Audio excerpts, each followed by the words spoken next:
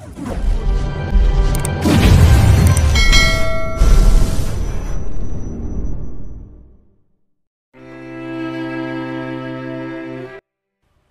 won't bully you. Just let me kiss you. Bago pa tuluyang makapag-react si Camille, na malaya na lang niya naglapat ang kanilang mga labi. Ang presko at amoy mint nitong hininga ay sinasakop ang labi niyang nakaawang dahil sa pagkabigla. Hindi siya makahinga at bumilis ang tibok ng kanyang puso na para bang gusto nitong tumalon palabas sa kanyang ribcage. Ni hindi siya makakilos at hinayaan lang niya si Sergio sa gusto nitong gawin. Nang matapos ang halik na iyon, ay habol-habol ni Camille ang kanyang hininga. Maging ang kanyang puso ay naging abnormal ang pagtibok sa hindi niya matukoy na dahilan. Bakit hinayaan niyang halikan siya nito? At bakit pakiramdam niya ay bigla siyang nanlambot sa halik na yon? Lihim na napangiti si Sergio nang makita na tila naging maamong kuting ang kanina'y mabangis na tigring si Camille. Ibinaba niya ang kanyang ulo at kinagat ang kanyang pula at malambot na earlobe, humahalakhak. Napaka-sensitive mo. Gusto mo ba? Makahulog ang bulong niya sa puno ng tenga nito. Tila bombang sumabog sa kanyang ulo ang sinabing iyon ni Sergio. Hindi siya tanga para hindi maunawaan ang ibig nitong sabihin. Ayaw ko. Wala na tayo sa ganong relasyon. Kaya please, itigil mo na to.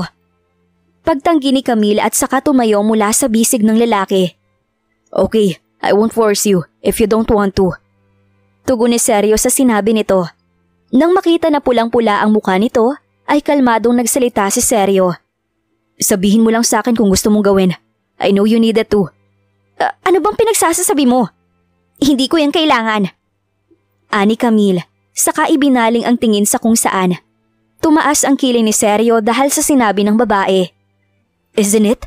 Pero bakit may naalala akong umiiyak at nagmamakaawa ka sa akin sa sala na gawin yon? Makahulog ang sagot naman ni Sergio habang nakangisi.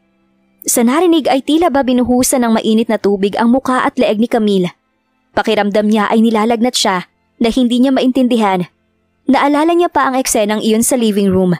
Malinaw na ito naman ang nanukso sa kanya ng mga panahong iyon. Sinadya nitong pahirapan siya. Ibitin siya at madala siya sa panunukso nito. Masyado itong malakas at dahil hindi niya nakayanan ay sinunod niya ang sinasabi nito. Pulang-pula ang mukha ni Camille. Dahil sa matinding kahihiyan ng maisip ang tagpong iyon. Sa kanyang puso, lihim niyang isinumpa si Sergio dahil ipinapaalala pa sa kanya ang bagay na iyon. Seeing Camille's face turn red, he teased her even more. Bakit ka nahihiya?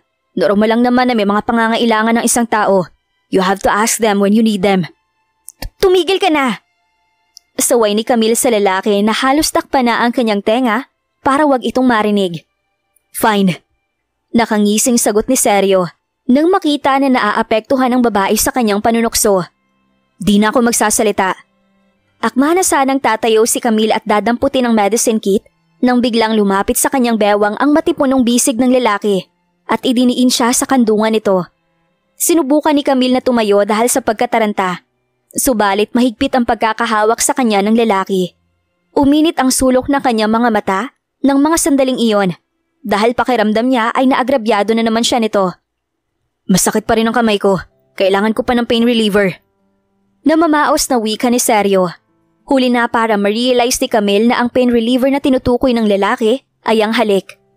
Naglapat na ang kanilang mga labi at hindi tulad kanina, may puwersa na ang paraan ng paghalik ni Sergio sa kanya.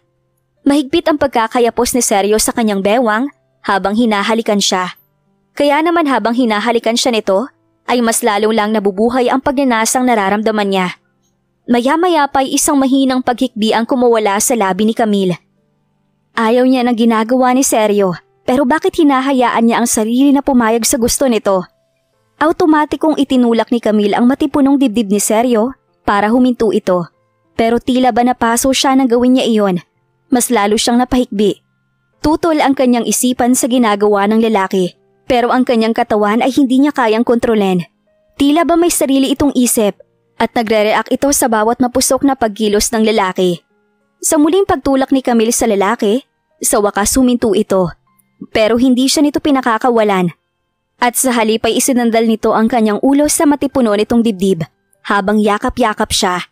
Kasabay ng paghahabol ng hininga ni Camille, malinaw din niyang naririnig ang heartbeat ni Sergio ng mga sandaling iyon. Mabilis ang tibok nito na para bang kinakabahan ito ng mga sandaling iyon. Kinakabahan? Si Sergio Reynoso ay kakabahan? Para saan naman? Pakawalan mo na ako. Pakiusap ni Camille sa mahinang tinig. Just a moment. Tugon naman ito na namamao sa tinig. Let me take my time.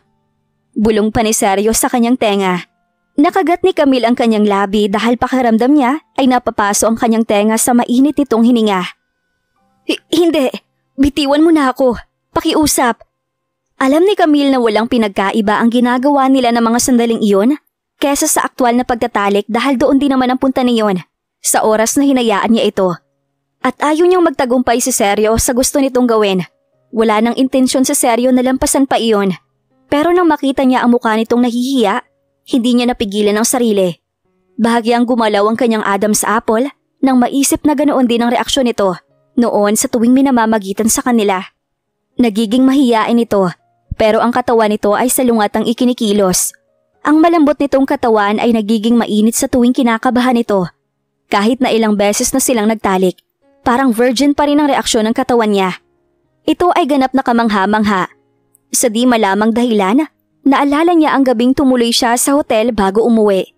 Malabo sa kanya ang hindi maipaliwanag na damdamin ng babaeng nakatalik niya.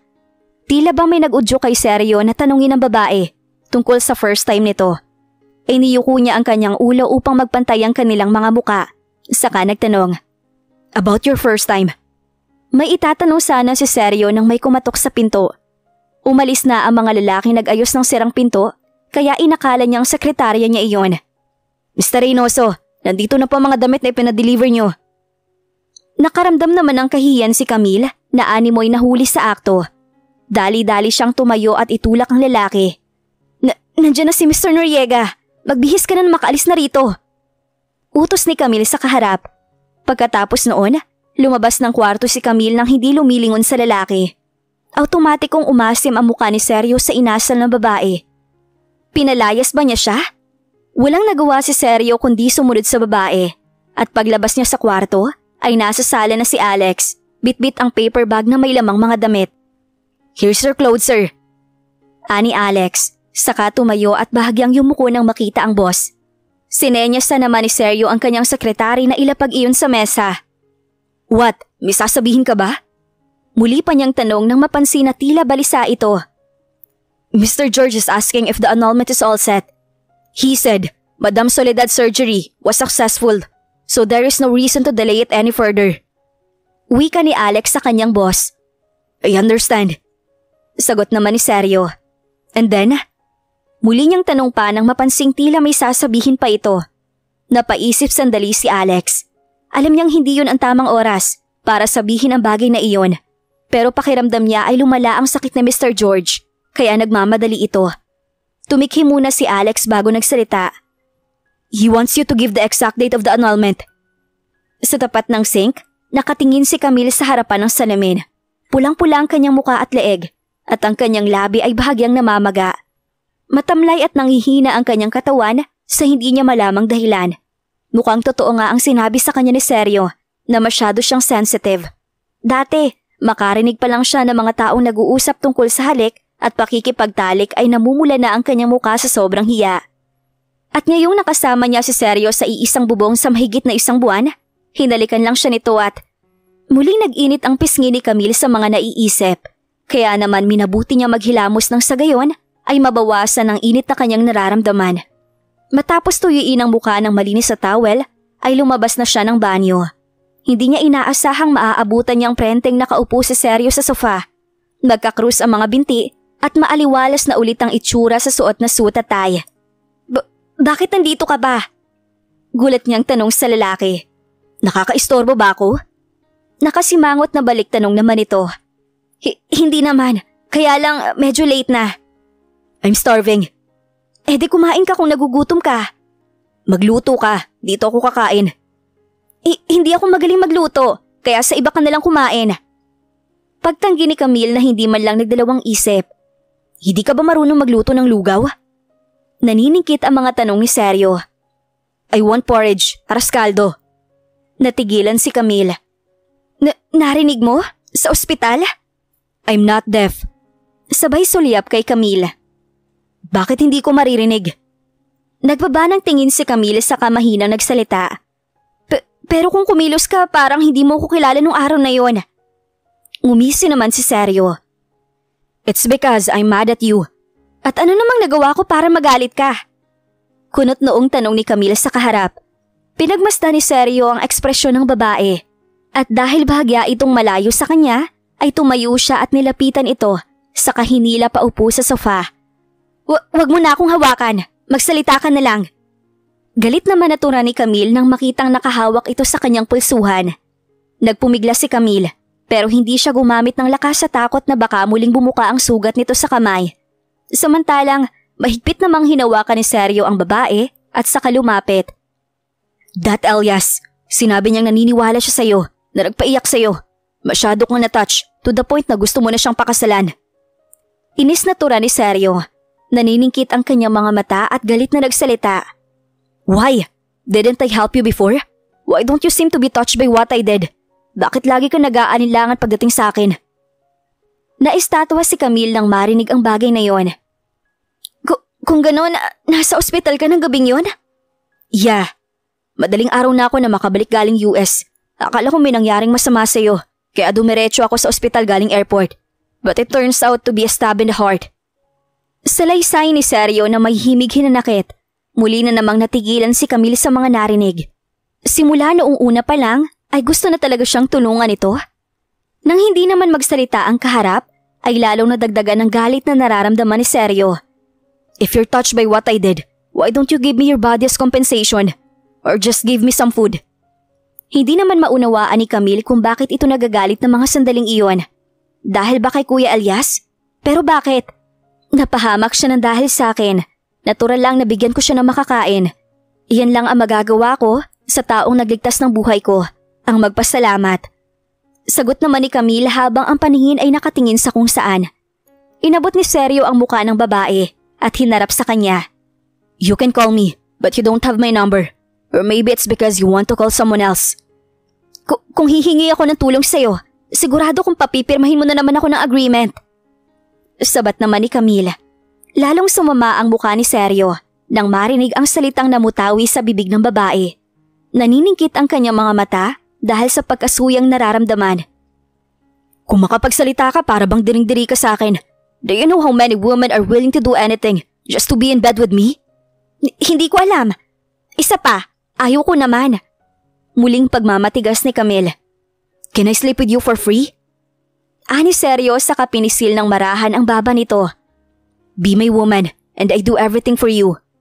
Ang salitang yon, simula pagkabata, pakiramdam ni Camille ay wala siyang seguridad. Kaya bahagyang naantig ang kanyang puso nang marinig iyon na may isang taong handang gawin ang lahat para sa kanya. Ngunit alam ni Camille na katawan lang niya ang habol ng lalaki. At ano ang pinagkaiba ng pagbebenta ng kanyang sarili sa pagiging babae ni Sergio? Nakaauha na siya sa kumunoy, kaya bakit babalik pa siya? Ayaw ko. Buo ang loob na sagot ni Camille. You're stupid. Naiinis na sagot ni Sergio. You're the only one I want to be in bed with. I'm addicted to you. What do you want me to do? Kailangan ko ba tong itago? Hindi nakapagsalita si Camille. Dapat ba siyang matuwa dahil hindi kayang itago ng lalaki ang pagnanasa nito sa kanya? For you, Elias is the only kind person. A saint, an angel. Sarkastikong tura ni Sergio. Kumunot ang noo ni Camille dahil sa muling pagbanggit na naman ito kay Elias. Di ba sinabi kong wag na nating idamay si Kuya Elias? Sa tingin mo ba ang intensyon lang talaga niya ay iligtas ka? Tanong ni Sergio na nagpahinto kay Camille. Napanood ko ang video. Nung itulak kanya sa gilid ng kalsada, pwede niya namang iwasan ang paparating na motorsiklo. Pero bakit tumalikod siya sa halip na umiwas? Why do you think he did that? Sandaling hindi nakakibo si Camille sa mga sinabi ng kaharap, pero mayat maya rin ay nag-aalinlangan siyang nagtanong. Bakit? Umangat ang gilid ng labi ni Sergio. Dahil gusto niya magkaroon ka ng utang na loob sa kanya para maantig ka at bumigay ka sa kanya. Sarkastikong turan niya rito. Haka-haka mo lang yan. Tugon ni Camille na hindi naniniwala sa mga sinabi ng kaharap. Did you put a filter on those eyes of yours just for that stupid guy? Tanong ni Seryo na nakatiimbagang. Nag-provide siya ng free medical treatment para sa mga mahihirap para lang pabanguhin ang pangalan niya. Kung hindi, paano siya na-promote na general surgeon sa edad na 27 years old? Di ka naman siguro tanga para hindi ma-realize ang bagay na yun. Muling saad ni Seryo. Hindi ako naniniwala sa'yo. Matigas pa ring sabi ni Camille. Isa pa, 4 na taon na niyang kilala si Elias. Kung totoo nga ang sinasabi ni Seryo na may pagtingin ito sa kanya, bakit naghintay pa ito ng ganoon katagal? Sa kanya ka lang ba naniniwala? Muling tanong ni Seryo sa babae. Oo. Walang pag-aalinlangan na sagot naman ni Camille. At saka pwede ba? Huwag mo na siyang imbestigahan? Hindi ka ba marunong rumispeto ng privacy ng ibang tao? Galit na tanong niya rito. Okay, I don't care if he sells you out in the future. Madilim ang anyong saad ni Seryo, saka tumayo na at tinungo ang pinto. Nang malapit na si Seryo sa pinto, ay pumihit siya pabalik at walang sabi-sabing hinila si Camille patungo sa sofa.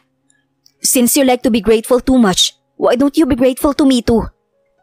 Wika ni Seryo na may halong galit ang tinig, saka walang ano-ano'y ipinasok ang malaki niyang kamay sa loob ng pajama nito. Napakislot si Camille sa ginawa nito, saka nauutal na nagsalita. Anong gagawin mo? You. Galit na sagot ni Seryo na halong pagnanasa ang mga mata.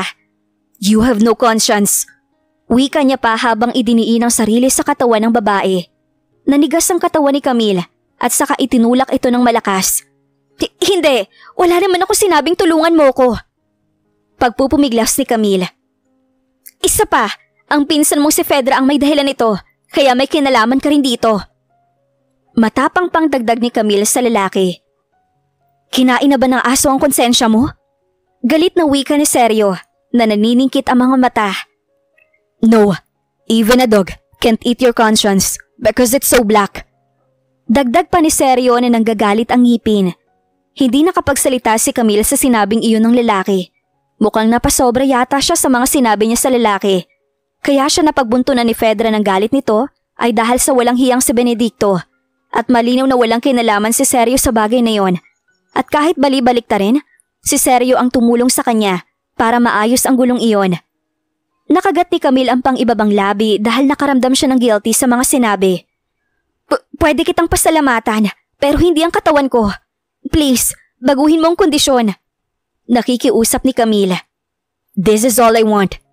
Seryo pressed against her and rubbed her harshly. Can't you feel it? No. Nahihintatakutang sagot naman ni Camille habang pilit sinusupil ang nararamdaman. Bakit ba kasi palagi na lang itong nakakaramdam ng pagkainit kahit saan at kahit kailan? Marahang kinagat ni Seryo ang kanyang tenga, saka namamaos na bumulong.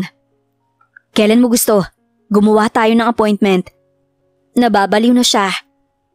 Sabi mo hindi mo na ako ibubuli. Wika ni Camille sa naiiyak na tono. Namumula ang kanyang mata at baka sa muka ang matinding pagtutol.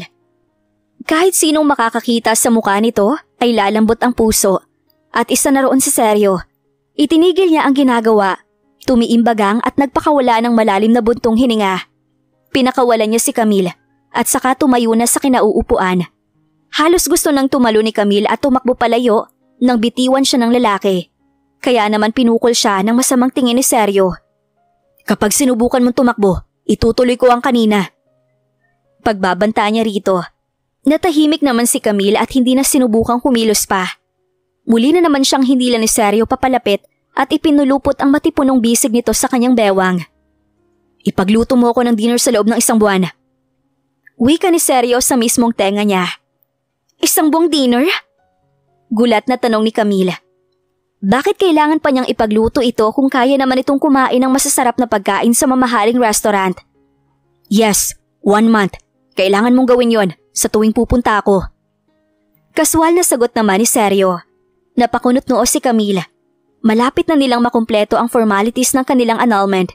Kaya maganda para sa kanila kung magkakaroon pa sila ng ugnayang dalawa. Masyadong matagal ang 1 buwan. Pwede naman kahit ilang beses lang. Pagtutol ni Camille sa gustong mangyari ng kaharap. Baka sa tinig ni Camille na hindi niya gusto ang ideyang iyon. Kaya naman pinisil ni Seryo ang kanyang baba at tumawa ng bahaw. Kahit tapos na ang agreement natin, ako pa rin ang creditor mo. Would you rather I charge you interest than a month's worth of dinner? Muntik nang makalimutan ni Camille na may pagkakautang siya sa lalaki. Hindi na siya maaaring magpanggap na walang pakialam sa gusto nitong mangyari. Kinagat ni Camille ang pang-ibabang labi kasabay ng papayag.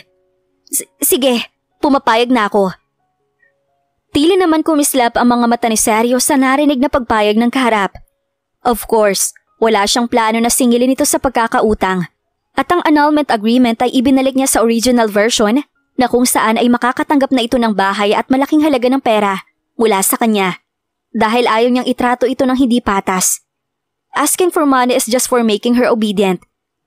Samantala, may bigla namang naisip si Camille tungkol sa kanilang napagkasunduan, kaya naman kaagad niya itong tinanong ng malinawan. Pero dapat kahit di ka magpunta, ay counted na rin yun sa loob ng 1 buwan. Alam ni Camille na masyadong busy ang lalaki, kaya hindi ito madalas makakapunta at baka abutin iyon ng 1 taon kung hindi niya ito lilinawin kay Sergio. Ayaw na niya magkaroon pa ng ganoong katagal na ugnayan sa lalaki. Hindi naman inaasahan ni Sergio na matalino rin ang babae at naisip nitong takpan na kaagad ang butas habang maaga pa. You still know how to negotiate. Ani Sergio na walang mabasang emosyon sa muka. Pinagmasdan naman ni Camille ang lalaki. Matapos niyang makasama ito sa iisang bubong, nakuha na rin niya kahit papaano ang pag-uugali nito. Ang harapang pakikitalo sa lalaki ay walang maidudulot na mabuti para sa kanya dahil ayaw nitong natatalo at nalalamangan sa lahat. Pero kung maayos at malumanay ang pakikitungo niya rito, ay mas madali naman itong kausapin. Tulad nilang kanina, alam niyang pinakawalan siya nito dahil nakaramdam ito ng simpatsya para sa kanya. Verbal promise man o written agreement, ang paglilinaw at pagmamarka ng isang importanteng detalye ay mahalaga lang sa isang pag-uusap. Iyan ang itinuro mo sa akin, Mr. Reynoso. Matamis na wika ni Camille sa lalaki. Ang mga bagay na iyon ang eksaktong itinuro ni Sergio kay Camille nung nasa Demonair pa ito. Nasorpreso siyang pinagmasdan ni Sergio. At ano naman ang plano mong gawin para mapasaya ko? Natigilan si Camille. Sinadya ba nitong hindi pansinin ang kanyang mga sinabi? Para saan naman ang tututunan niyang iyon sa lalaki kung hindi naman niya pwede gamitin para rito? Mr. Reynoso, gusto kong mabayaran ang ginawa mong pagtulong sa akin. Please naman, maging reasonable ka sana. Muling pakiusap naman ni Camille na sinadyang mas lambingan ng boses dahil alam niyang iyon ang kahinaan ng lalaki. Okay, sagot naman ni Sergio na may pilyong ngiti sa labi. Dahil sa narinig ay hindi mapigilang mapangiti ni Camille. For the first time, pakiramdam niya ay nanalo siya sa diskusyon sa lalaki. Pero hindi tanga si Sergio para hindi mahalata na gusto lang siyang bulahin ng babae nang sa gayon ay hindi niya mahalikan o kahit mahawakan man lang. Sige, magluluto na ako. Masiglang sagot ni Camille, saka tumayo na sa kinauupuan. Ngunit muli siyang napaupo nang hapitin siya ni Sergio sa kanyang bewang. Niyakap siya ni Sergio mula sa kanyang likuran at namamaos na nagsalita. I'll do whatever you say. Why don't you give me some sweet treats? Pilyong usal niya. Nanigas ang katawan ni Camille at nang muli siyang magtangkang tumayo, ay muli siyang hinapit sa bewang nito. Ano bang sweet treats na gusto mo? Kinakabahang tanong ni Camille habang pulang-pula ang muka. Kiss me. Anas ni Sergio na sinadyang ilapit ang bibig sa likod ng batok ng babae. Subalit bago pa makasagot si Camille, ay isang tawag mula kay Elias ang bumasag sa mainit na eksenang iyon. Ano kaya ang gagawin ni Sergio ngayong tumatawag si Elias kay Camille? Kailan kaya makikita ni Camille ang tunay na kulay ni Elias? Ano ang gagawin ni Sergio ngayong minamadali na ng kanyang ama ang annulment niya kay Camille? Iyan ang ating aalamin sa susunod nating kabanata.